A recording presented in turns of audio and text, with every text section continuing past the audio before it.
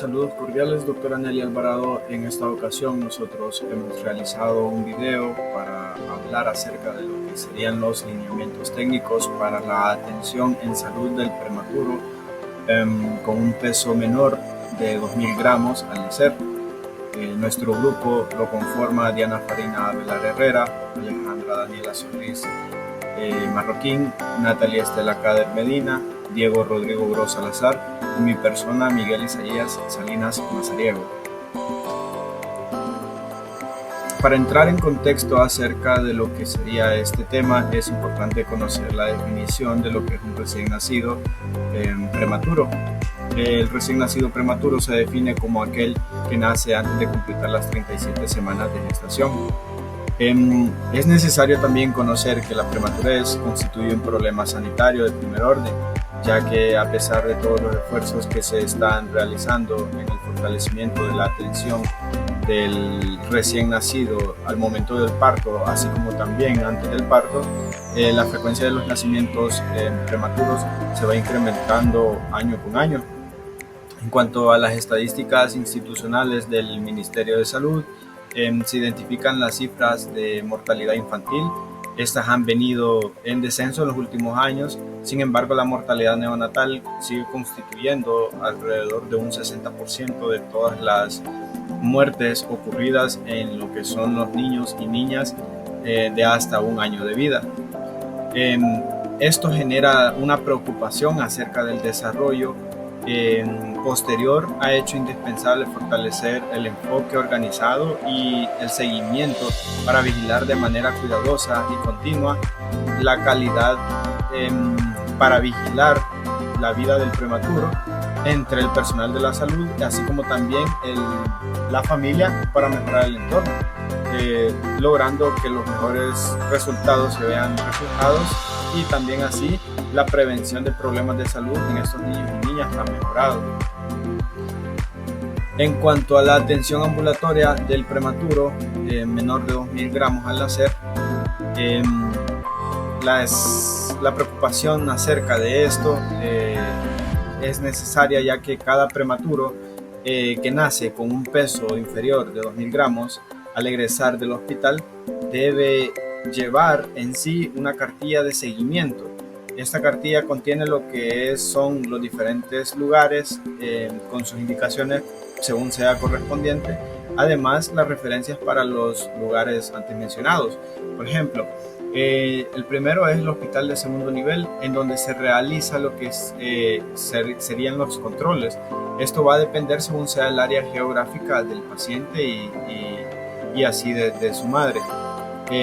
La unidad comunitaria de salud familiar también correspondiente, ya que los controles van alternándose, sea en el hospital de segundo nivel, así también en la unidad comunitaria de salud familiar.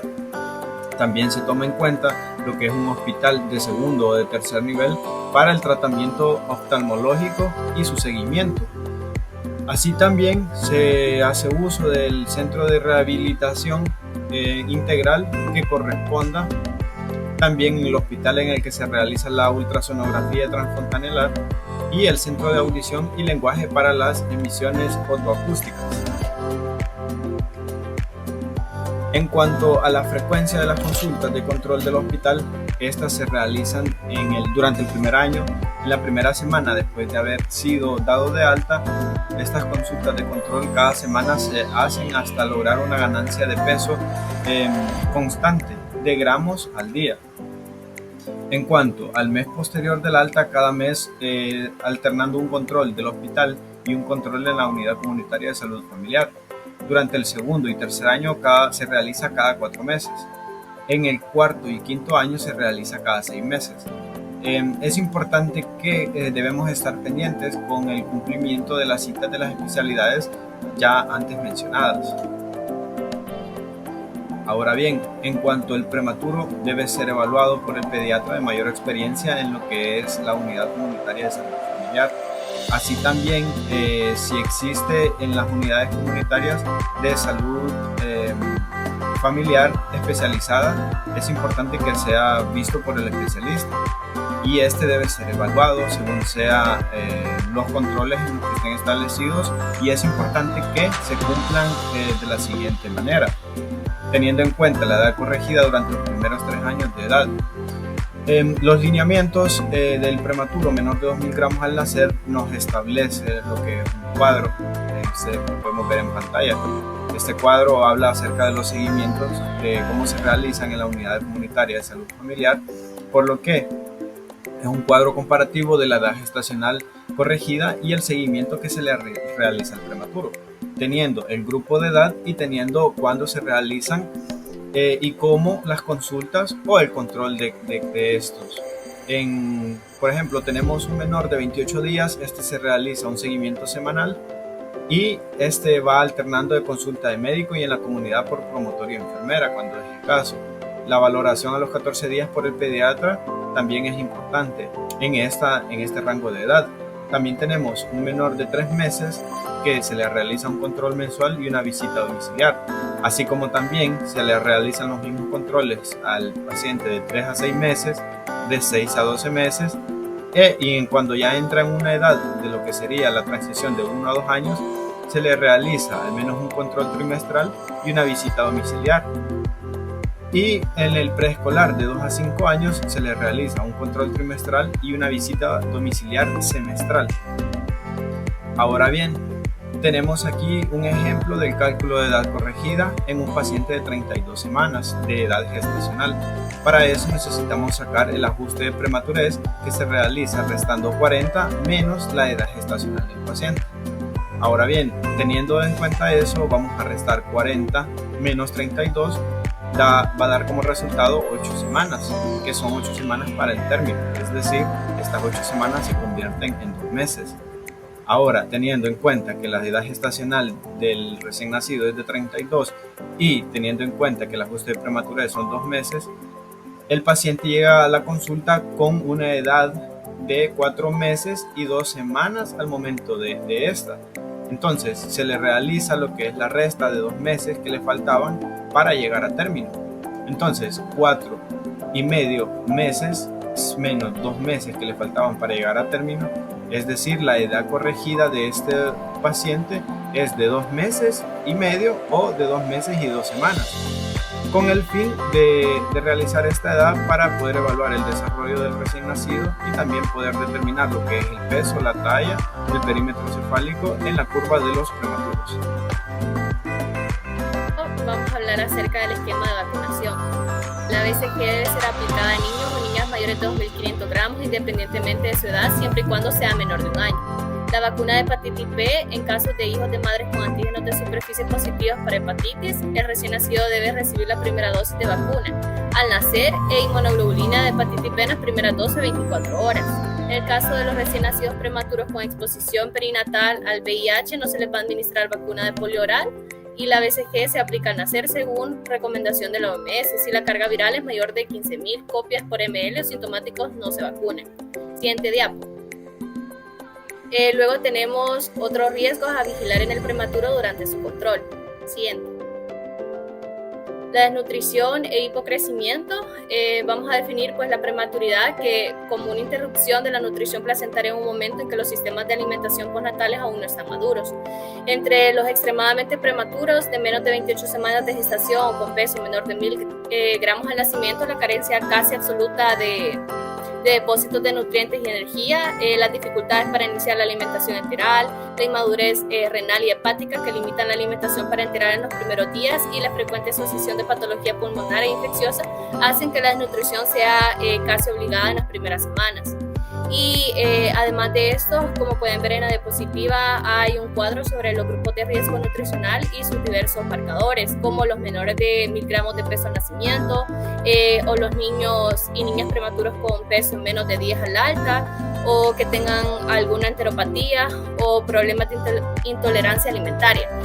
Además de esto, vamos a tener en cuenta ciertos parámetros bioquímicos al alta, como la albuminemia, menos de 2 gramos por decilitro en ausencia de edema, la urea en sangre, menos de 3 miligramos por decilitro, el fósforo en sangre, menos de 3.5, y la fosfatasa alcalina mayor de 1.200 unidades por litro en ausencia de la colestasis franca.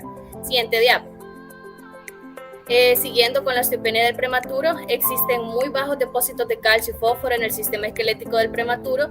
Ambos deben de estar disponibles simultáneamente y en cantidades suficientes para que la mineralización ósea sea adecuada, y la ingesta y retención inadecuada de uno de estos minerales de ambos o de la vitamina D dan lugar a este trastorno. El cuadro clínico se basa en hipotonía, disnea, dolor a la manipulación debido a fracturas patológicas, la disminución de crecimiento lineal de los huesos con crecimiento cefálico conservado, rosario costal y los signos tardíos de raquitismo.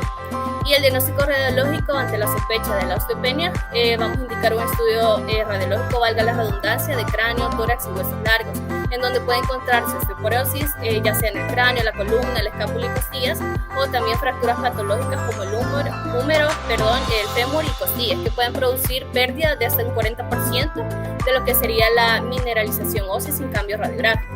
Y con respecto a lo que sería el diagnóstico de laboratorio, el calcio sérico suele ser normal, el fósforo sérico es menos de 3.5 miligramos por decilitro y el valor normal es de 4.5 a 9 miligramos por decilitro. Y la fosfatasa alcalina, que es un indicador de la actividad de los osteoclastos y se tolera como normal hasta los 700 unidades por litro.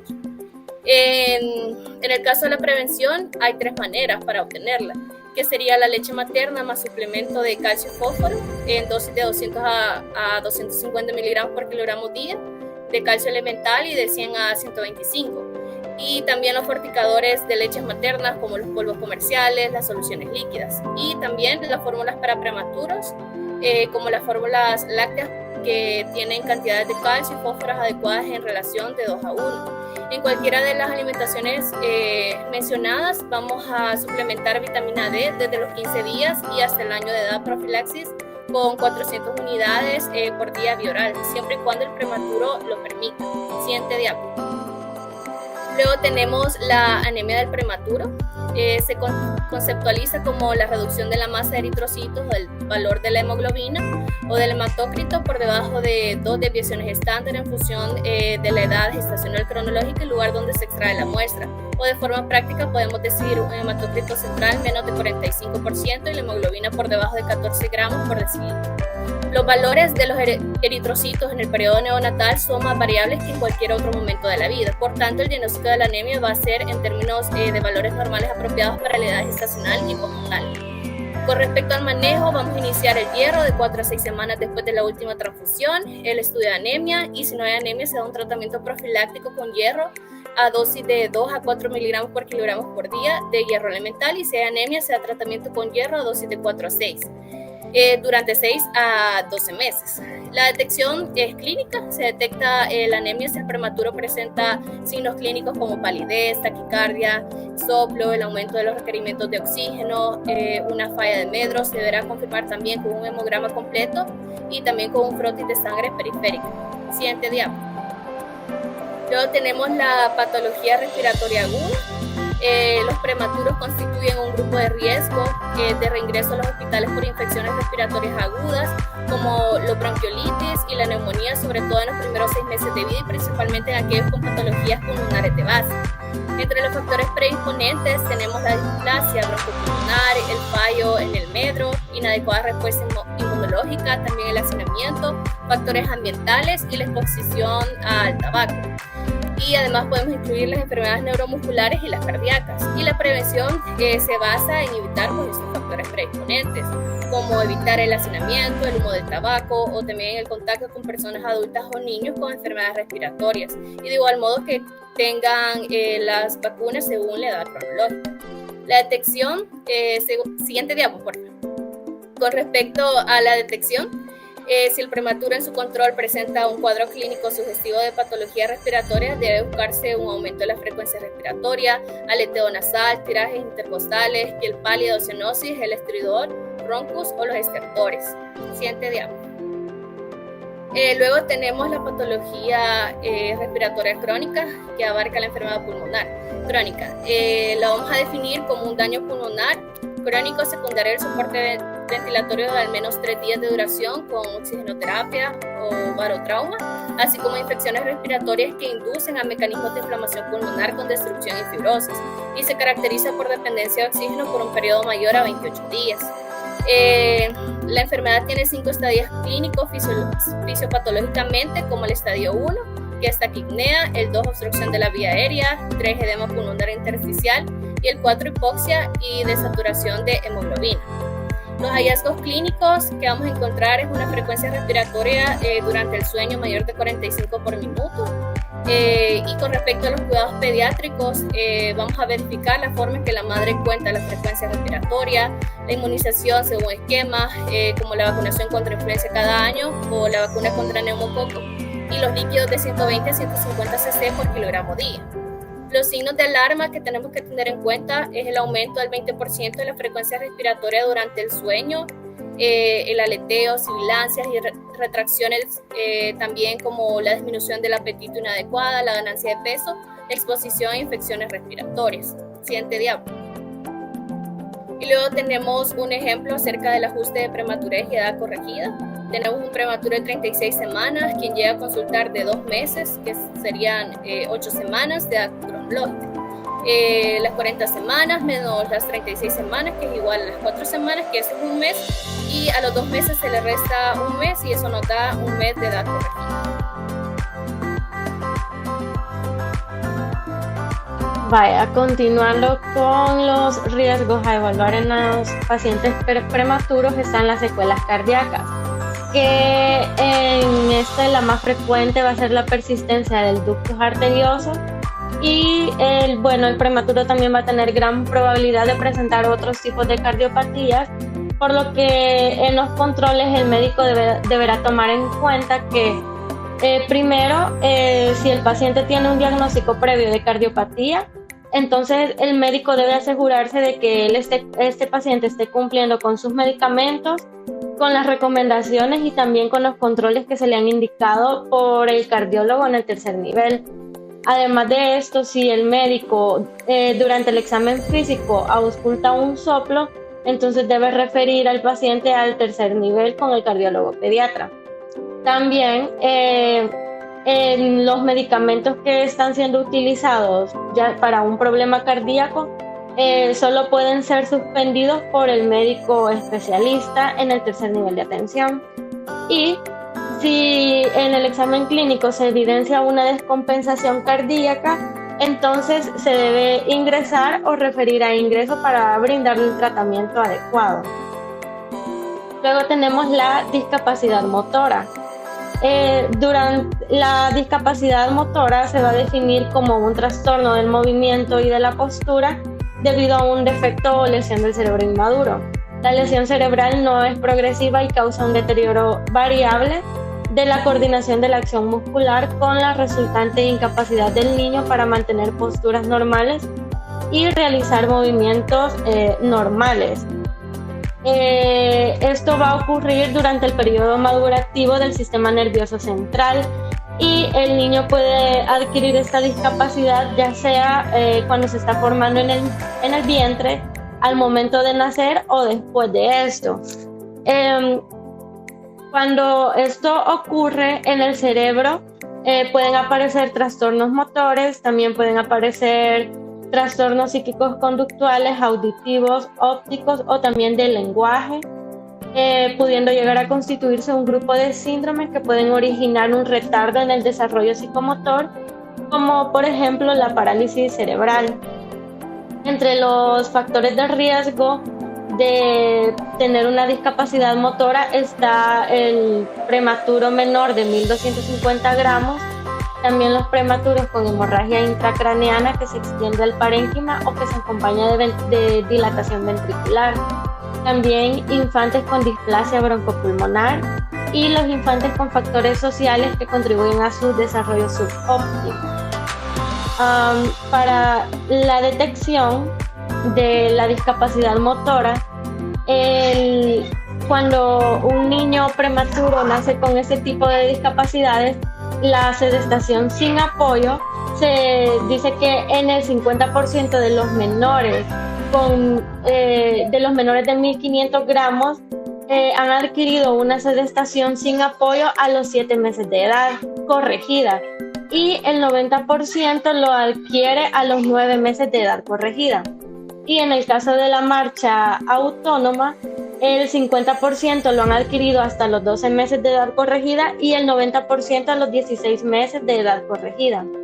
El diagnóstico del niño con una discapacidad motora es muy difícil en los lactantes menores de 4 meses e inclusive en los menores de 6 meses, y cuando se trata más que todo de un problema leve.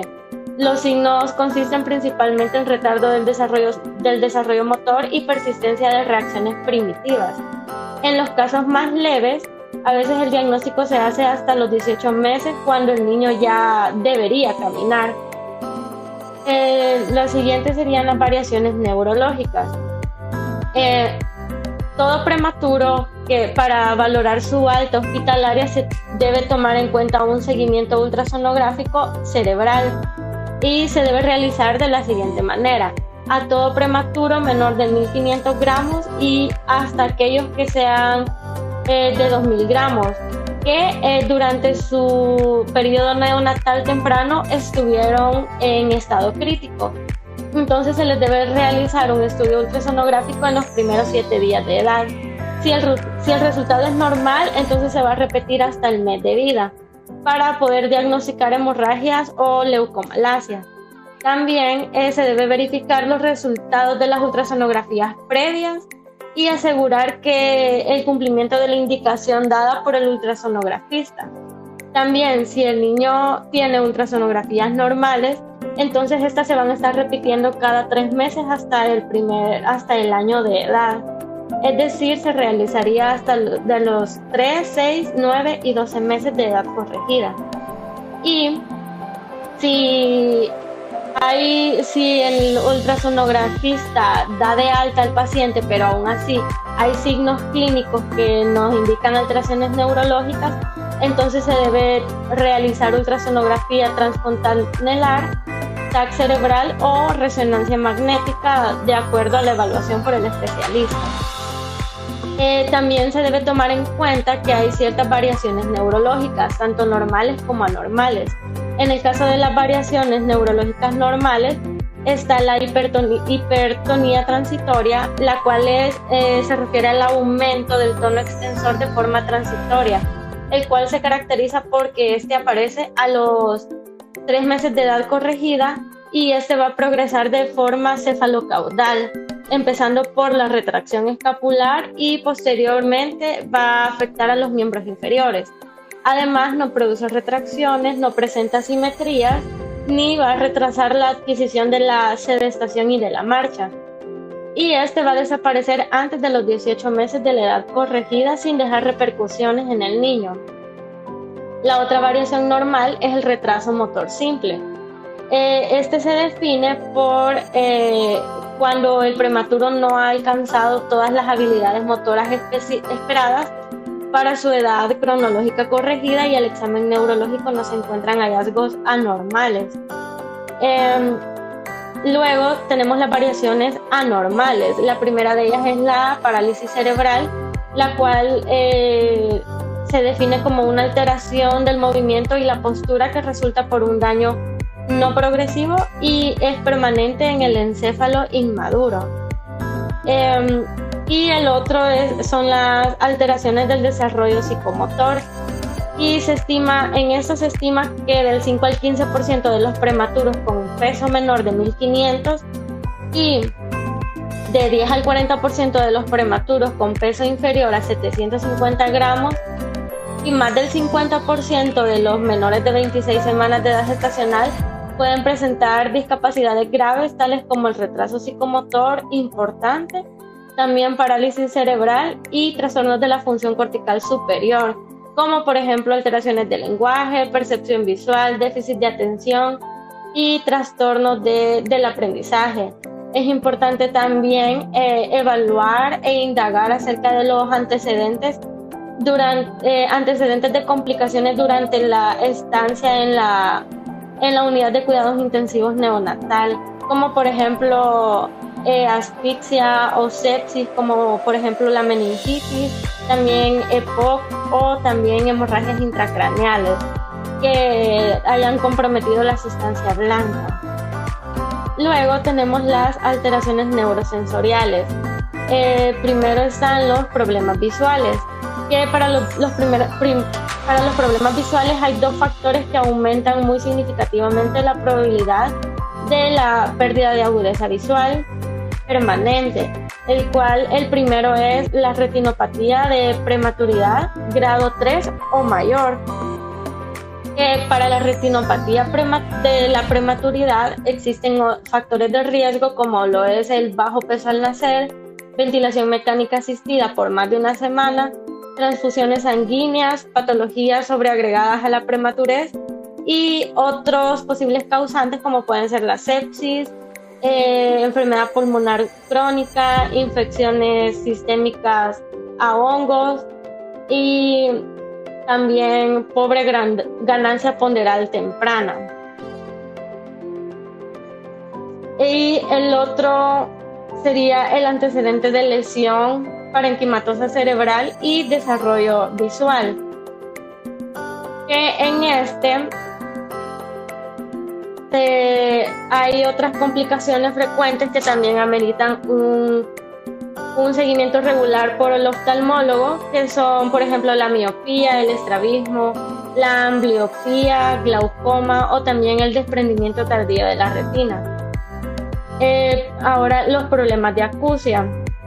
Entre los factores de riesgo de la hipoacusia está la hipoxia al nacimiento, inmadurez extrema, hiperbilirrubinemia, tratamientos con medicamentos ototóxicos como por ejemplo los aminoglucósidos o los diuréticos de asa, también la meningitis y las lesiones del parénquima cerebral y deformidades faciales. Luego están las alteraciones de la conducta y las dificultades en el aprendizaje. Es importante tener presente que el impacto de estas dificultades va a comprender el coeficiente intelectual limítrofe, trastornos del aprendizaje, déficit de atención e hiperactividad y trastornos de la conducta. Se aconseja iniciar la escolarización considerando la edad corregida y no la edad real, para considerar también las actitudes individuales de cada niño. Con respecto a las deformaciones craneofaciales, la más frecuente de estas son el déficit atencional con o sin hiperactividad, y estos deben ser evaluados por psiquiatras infantiles o psicólogos capacitados. Está la mala posición y maloclusión dental, que el nacimiento precoz hace que la bóveda craneal y el macizo facial se vean sometidos al aplastamiento por efecto de la gravedad al apoyar la cabeza sobre superficies relativamente duras, y la osificación incompleta del prematuro. Para esto, existen otros problemas que se pueden presentar con frecuencia, como por ejemplo los cráneos alargados y estrechos, y a veces con asimetría, también estrechez y elevación del paladar con falta de desarrollo de las arcadas dentarias, también una mala oclusión y una mala posición dental, e hipoplasia del esmalte en la dentición primaria, que del 40 al 70% con consecuencias estéticas y una posible asociación no demostrada a un mayor riesgo de caries. Algunas recomendaciones con respecto a esto es que se deben aconsejar los cambios posturales de la cabeza, como por ejemplo dormir en posición de cúbito supina, y cuando el niño esté despierto, mantenerlo en decúbito prono. También, ante la aparición de una plagiocefalia de mala evolución o que afecte estructuras faciales, debe remitirse al niño a la unidad de medicina maxilofacial infantil que está en el Hospital Nacional de Niños de Benjamin Bloom. Y también es aconsejable una visita al especialista en ortodoncia infantil entre los 4 a 6 años, especialmente si se observa un problema de mala posición o estrechez del paladar o una mala oclusión. Luego están los problemas quirúrgicos, que un pequeño porcentaje de los pacientes prematuros tienden a presentar problemas de manejo quirúrgico, como por ejemplo la hernia diafragmática congénita, persistencia de ductus arteriosos, defectos de la pared abdominal, hernias inguinales, fístula traqueoesofágica, atresia esofágica y defectos del tubo neural. y en este caso se deben seguir los controles indicados por el cirujano pediatra. Y el encargado, el pediatra o médico encargado debe vigilar que los responsables del niño cumplan con las indicaciones que se le han sido dadas. Y está también la muerte súbita del lactante prematuro, que esta se define como una muerte repentina e inesperada del niño menor de 1 año y más allá del periodo neonatal inmediato, cuya causa permanece inexplicada luego de una autopsia completa y una revisión de las circunstancias de la muerte y de la historia clínica. El comienzo del episodio letal es presumiblemente durante el sueño. También esta se conoce como muerte de cuna o muerte blanca, y existen ciertos factores de riesgo como lo son el sexo masculino, la edad, que es más frecuente entre 2 a 4 meses, prematurez o bajo peso, que la madre sea fumadora durante o luego del embarazo, ingesta de alcohol también por la madre, bajo nivel socioeconómico, gestión múltiple, baja edad materna, también las condiciones que al dormir no sean seguras y el estrés térmico. Y entre las formas de prevenirlo está el dormir en posición de cúbito dorsal, también promover la lactancia materna porque esto, el reflejo de succión aumenta el diámetro de la faringe y la capacidad de girar la cabeza en posición prona. También asegurar las condiciones para dormir, evitar el tabaquismo y el alcoholismo materno y evitar el sobrecalentamiento. Y luego un ejemplo sobre el ajuste de prematurez y edad corregida. Tenemos a un prematuro de 32 semanas, quien llega a la consulta a los 3 meses de edad cronológica, es decir, 12 semanas. En el caso del ajuste de prematurez, vamos a restar las 40 semanas, que son las semanas de un niño a término, y le vamos a restar la edad gestacional del prematuro, que en este caso son 32 semanas. Y lo que nos va a dar 8 semanas. Ese sería el ajuste de prematurez. Para la edad corregida, el ajuste de prematurez en meses se le debe restar la edad cronológica también en meses. En este caso, que nos dio 8 semanas, en meses serían 2 meses. Entonces, esos 2 meses de ajuste de prematurez les vamos a restar los 3 meses que es la edad cronológica del niño, lo cual nos da -1, que sería entonces -1 mes de edad corregida. Ahora vamos a hablar del análisis del entorno familiar, que es importante enfatizar a los padres y madres o encargados antes del alta la importancia de los cuidados y controles que requerirá un niño o niña prematuros en el corto y largo plazo, y hacer una diferencia clara de acuerdo a su grado de entendimiento entre las corresponsabilidades médicas y la responsabilidad familiar. Aunque la madre o el padre se ven afectados por el miedo, la ansiedad y toda la carga psicológica implícita en el cuidado de un bebé dada de alta y de la UCI, es la madre quien deberá recibir mayor consejería y apoyo, ya que es la más ansiosa y en nuestro medio la que más frecuentemente está a cargo del prematuro. El pediatra debe estar comprometido con el cuidado del crecimiento y desarrollo integral del paciente prematuro, por lo tanto debe prestar especial atención a la relación entre padres e hijos y detectar precozmente a los problemas que se pueden generar a raíz del nacimiento del niño prematuro. Al fin, es un ambiente familiar saludable y estable en el que determina el bienestar psíquico y anímico de los miembros, con implicaciones directas en el bienestar integral del niño.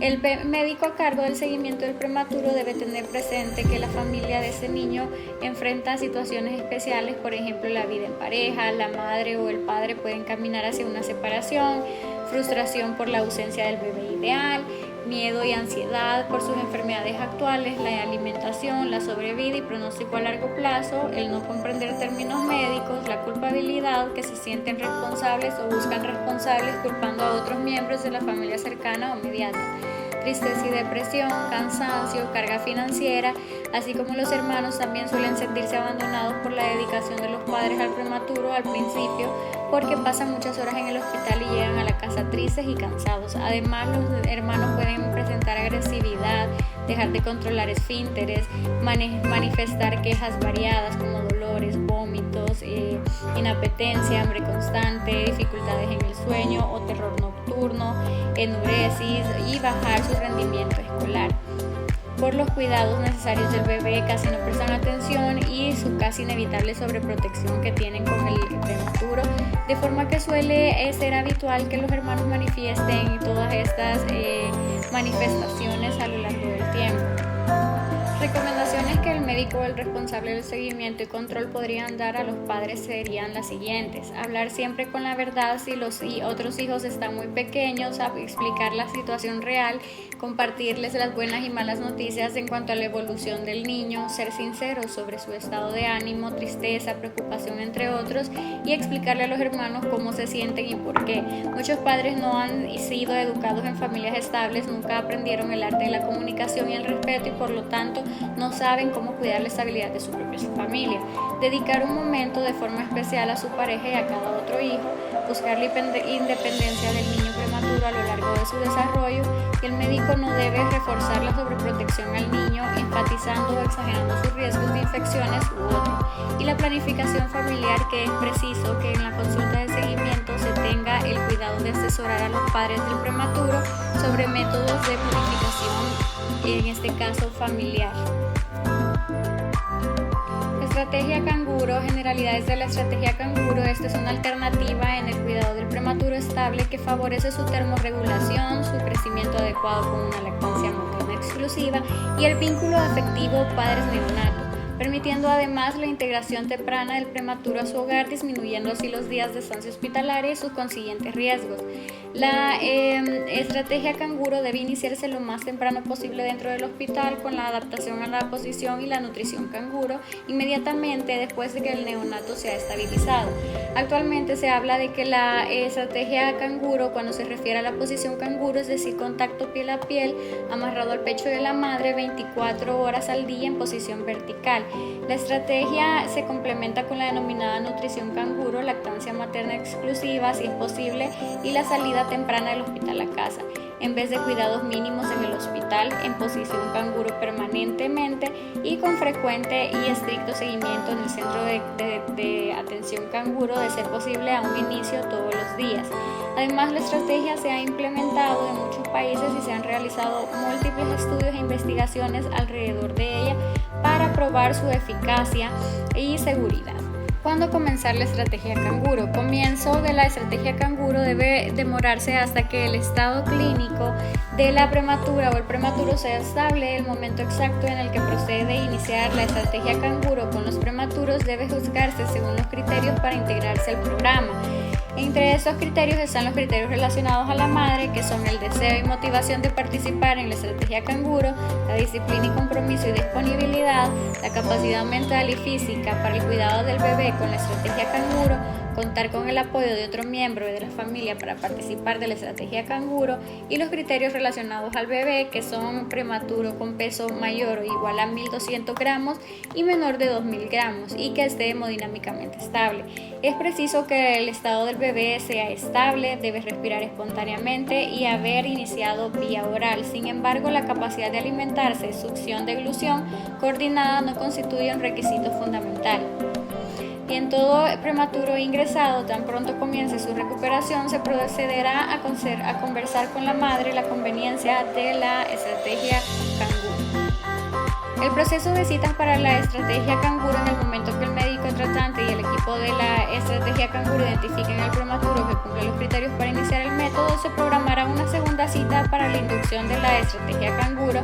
Es necesario alentar a la madre a que asista con ella, su pareja o un acompañante adulto para que la pueda apoyar en este caso, y se le describirán los pasos de que consta la estrategia canguro, y a continuación se le hará una demostración de cada uno y se le permitirá que los vaya poniendo en práctica ella misma con nosotros para que ella pueda aprenderlos. posición canguro se debe colocar al bebé entre los pechos de la madre en posición vertical, de modo que el pecho del recién nacido quede en contacto con la piel de su madre, como podemos observar en la imagen. Se sostendrá al bebé con la faja, la cabeza vuelta hacia un lado, se hallará ligeramente extendida. La parte superior de la faja se hallará justamente debajo de la oreja del bebé y la posición ligeramente extendida de la cabeza mantiene abiertas las vías aéreas y permite el contacto visual madre e hijo. Después de colocar al bebé se debe dejar que la madre repose junto a él. Es recomendable iniciar al inicio permanecer con ambos y vigilar la posición del bebé. Se explicará también a la madre cómo observar al bebé, qué signos de alarma debe buscar y además se debe orientar a la madre que se puede movilizar de forma normal, forma natural, pues el bebé está seguro dentro de la faja. Además, solo es preciso interrumpir los contactos piel a piel para el cambio de pañales, la higiene y el cuidado del cordón umbilical. La evaluación clínica conforme a la planificación del hospital o cuando sea necesaria, el baño diario debe ser breve a una temperatura normal y hay que vigilar el estado del bebé o la bebé y es importante tener presente que durante el bebé se encuentre en el método madre canguro, el personal de salud deberá vigilar los siguientes parámetros, como son lo que es la temperatura y observar el patrón respiratorio del bebé o si el bebé no está respirando bien.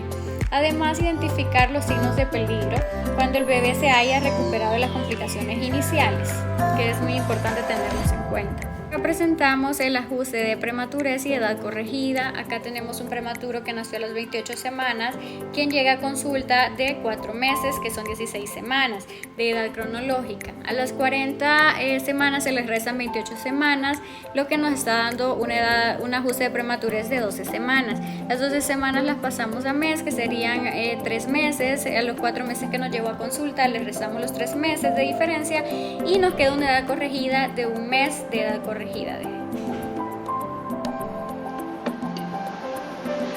Continuando con la alimentación del bebé prematuro, la alimentación ideal del bebé prematuro es la leche materna. Se sabe que la leche materna de la madre del bebé es el mejor alimento para su hijo. Aunque el embarazo no haya llegado a término, la leche tiene las características que se adaptan a las necesidades especiales del bebé. Se sabe también de que el calostro tiene muchas proteínas y anticuerpos, y es muy necesario para él o la bebé prematura. A medida que pasan los días, la composición de la leche sigue cambiando y adaptándose al bebé. Para muchas madres, dar su propia leche a su hijo o hija prematura es motivo de estímulo.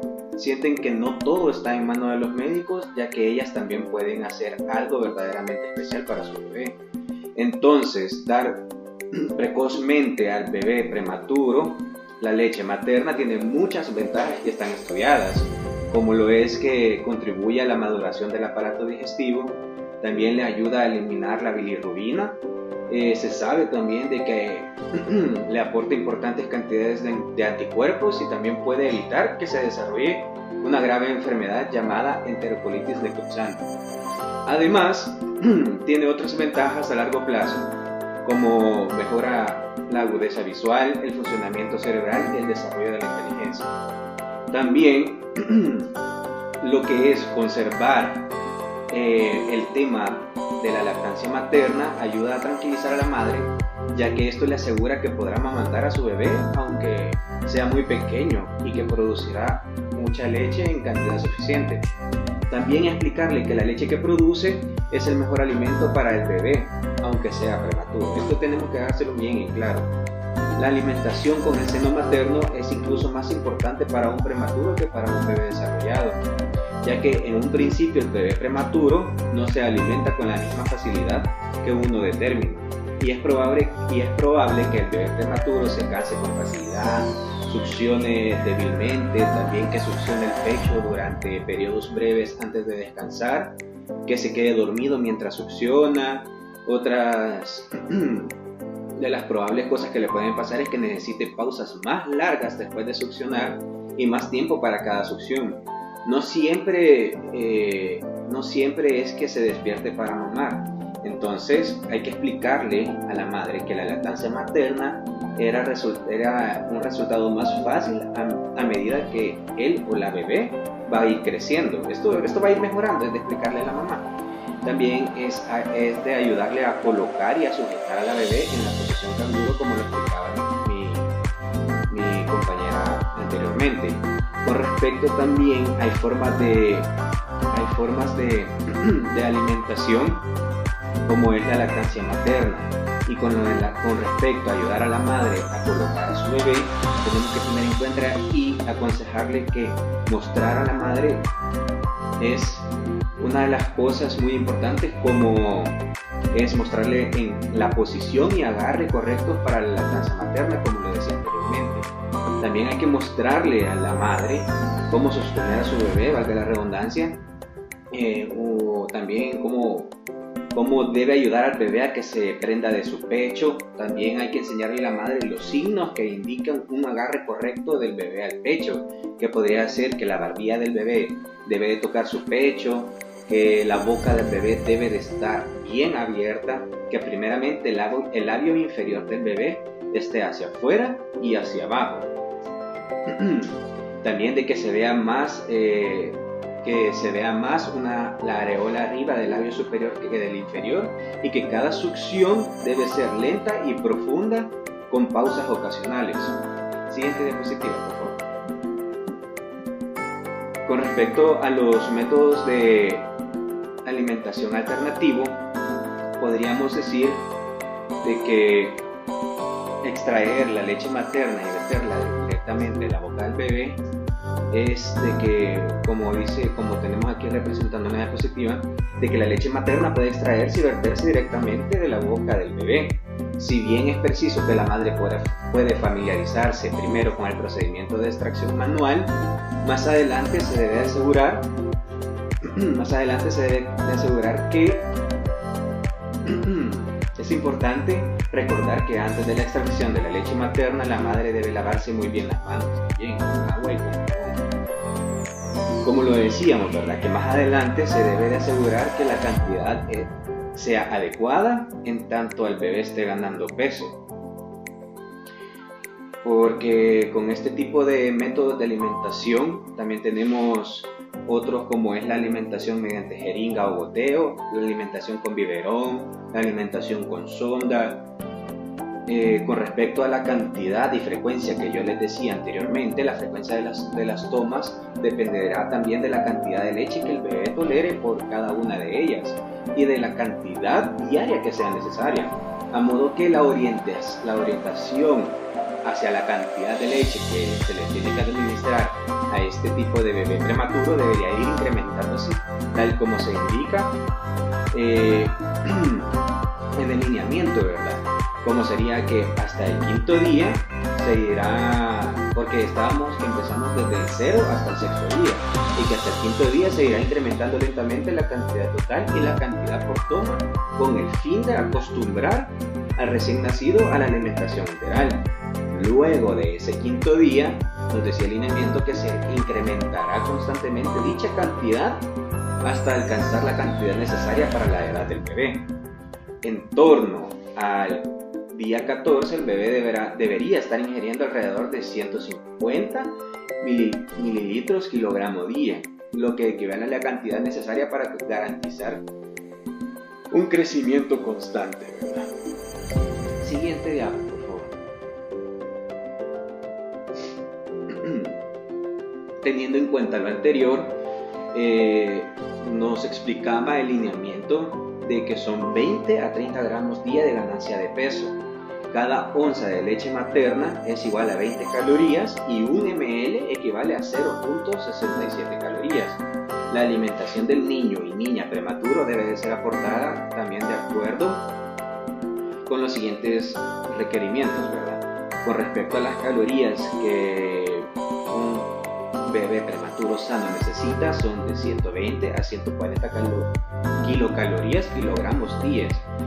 Para las proteínas son de 2.7 a 3.5 gramos kilogramo día, y es importante, por favor, no exceder por el compromiso renal que se puede tener, ¿verdad? Las grasas son de 4 a 6 gramos kilogramo día, y los carbohidratos tendríamos que estar siendo como el aporte de acuerdo a estos requerimientos son de 12 a 14 gramos kilogramos. Siguiente diapositiva, por favor. Con respecto a la suplementación con micronutrientes, sabemos que debe de iniciarse en el bebé prematuro a partir de las 2 semanas de vida según la edad corregida. Con respecto a la edad corregida también se les dará un ejemplo al finalizar, pero teniendo en cuenta la edad corregida, digamos la vitamina A no debe de exceder a 1500 unidades internacionales día, la vitamina E no debe de exceder las 25 unidades internacionales por día y la vitamina D debe de darse como un mínimo de 400 unidades internacionales días. No debe de exceder los 400 unidades internacionales día, la cual debe administrarse a partir de los 15 días de vida hasta el año de edad corregida, ¿verdad? Idealmente, los suplementos vitamínicos orales para el prematuro deben de incluir complejo B en su formulación. Deben de ser prescritos por el pediatra y el neonatólogo, y los médicos del primer nivel de atención vigilarán que los responsables del niño del niño o niña se los cumplan. Siguiente diapositiva. Con respecto a los minerales y a los elementos en traza, tenemos los esenciales, que son el hierro y zinc. El hierro es elemental a 4 miligramos kilogramos día en los menores de 1500 gramos o menores de 32 semanas y de 2 a 4 miligramos kilogramo día en los o las prematuros mayores de 1500 gramos sin exceder los 15 miligramos al día, ¿verdad? A partir de las 4 semanas de vida hasta la introducción de la alimentación complementaria rica en hierro, como las carnes rojas. En aquellos pacientes que reciben en su alimentación fórmulas deben de descontarse en 1.5 miligramos kilogramo día. Con respecto al zinc, el paciente prematuro no requiere suplementos adicionales de zinc, ya que están contenidos en la fórmula. Simplemente los alimentos del seno materno exclusivo deben de recibir 0.5 miligramos kilogramo día, máximo 5 miligramos al día. Siguiente diapositiva, por favor. Con respecto a los requerimientos para el alta, el lineamiento nos decía que el estado general de salud del bebé tiene que ser bueno, ¿verdad? Y que no hayan presentado situaciones anormales como apnea o una situación en donde se ve comprometido con una infección del bebé prematuro. Este también tiene que estarse alimentando correctamente, siguiendo los requerimientos anteriormente dichos, y que este bebé esté adquiriendo el peso al menos de 15 gramos kilogramos día durante un mínimo de 3 días consecutivos. Si esto exactamente no se cumple al día, tanto como la alimentación y el peso adquirido, no se le va a poder dar de alta. También otra cosa muy importante es que su temperatura se mantenga estable en la posición del canguro, es decir, que dentro de los valores normales, tanto de 36.5 grados centígrados a 37.5 grados centígrados durante un mínimo de 3 días consecutivos. Si tenemos fiebre o una febrícula, pues ya nos vamos a dejar de alta también. Otro requerimiento para que el bebé se pueda ir de alta, cuando tenga un peso superior a 1800 gramos o 34 semanas de edad gestacional. Si se puede garantizar que todos estos ítems anteriores se cumplen, con gusto el médico neonatólogo o pediatra le va a poder dar de alta al bebé. Siguiente diapositiva.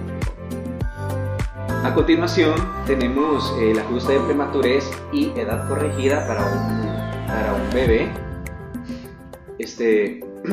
de 40 semanas, de 35 semanas de edad gestacional, perdón.